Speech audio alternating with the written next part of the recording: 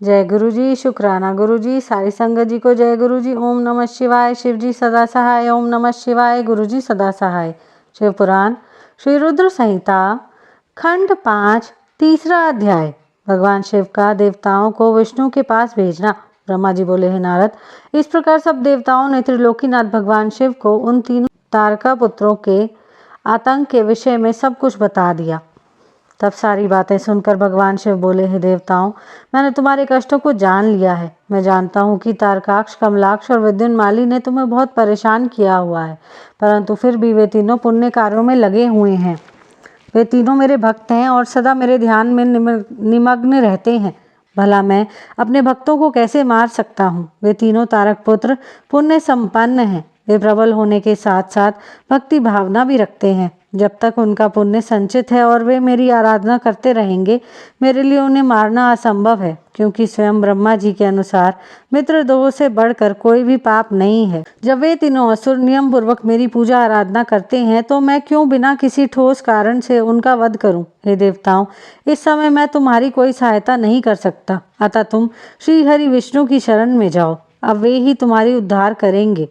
भगवान शिव की आज्ञा पाकर सभी देवताओं ने उन्हें पुनः हाथ जोड़कर प्रणाम किया और श्री हरि विष्णु से मिलने के लिए उनके निवास बैकुंठ लोक की ओर चल दिए। उन्होंने अपने साथ मुझ ब्रह्मा को भी ले लिया। बैकुंठ लोक पहुंचकर सब देवताओं ने भक्ति पूर्वक श्री हरि को प्रणाम किया और उन्हें भगवान शिव द्वारा कही गई सब बातों से अवगत कराया।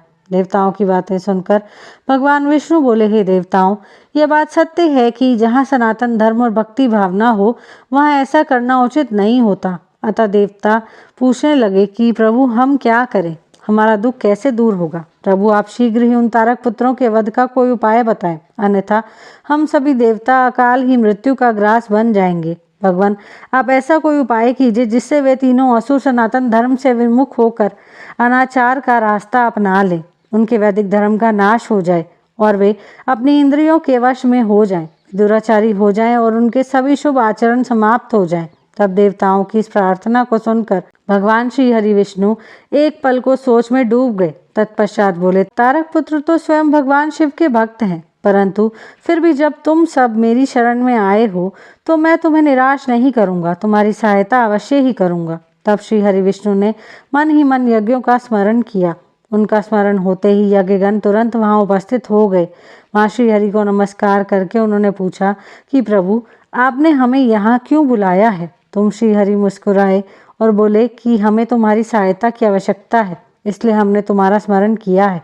तब वे देवराज इंद्र से बोले कि हे देवराज, आप त्रिलोक की विभूति के लिए यज्ञ करें। यज्ञ के द्वारा ही तारक पुत्रों के तीनों पुरों का विनाश संभव है। भगवान श्री हरि विष्णु के वचन सुनकर सभी देवताओं ने आदर पूर्वक विष्णु जी का धन्यवाद किया और उन्हें प्रणाम करने के पश्चात यज्ञ के ईश्वर की स्तुति करने लगे। तत्पश्चात उन्होंने बहुत विशाल यज्ञ का आयोजन किया। सविधि उन्होंने उत्तम यज्ञ भक्ति भावना से आरंभ किया। यज्ञ अग्नि प्रज्वलित हुई। यज्ञ पूर्ण होने पर उस यज्ञ कुंड में शूल शक्तिधारी विशालकाय हजारों भूतों का समुदाय निकल पड़ा। तत्पश्चात अनेक रूपों से युक्त नाना वेशधारी काल अग्नि रुद्र के समान तथा काल सूर्य के समान प्रकट हुए उन भूतों ने भगवान विष्णु को नमस्कार किया। उन भूतगणों को आज्ञा देते हुए विष्णु जी बोले, हे भूतगणों, देव कार्य को पूर्ण करने के लिए तुम जाकर त्रिपुरों को नष्ट करो। विष्णु जी की आज्ञा सुनकर वे भूतगण दैत्यों के उस महासुंदर नगर त्रिपुर की ओर चल दिए। जब उन्होंने त्रिपुर नगरी में घुसना चाहा तो वहां के तेज से वे भस्म हो गए। जो भूतगण बचे वे लौटकर भगवान विष्णु के पास वापस आ गए और उन्होंने श्री हरि को इस बात की सूचना दी।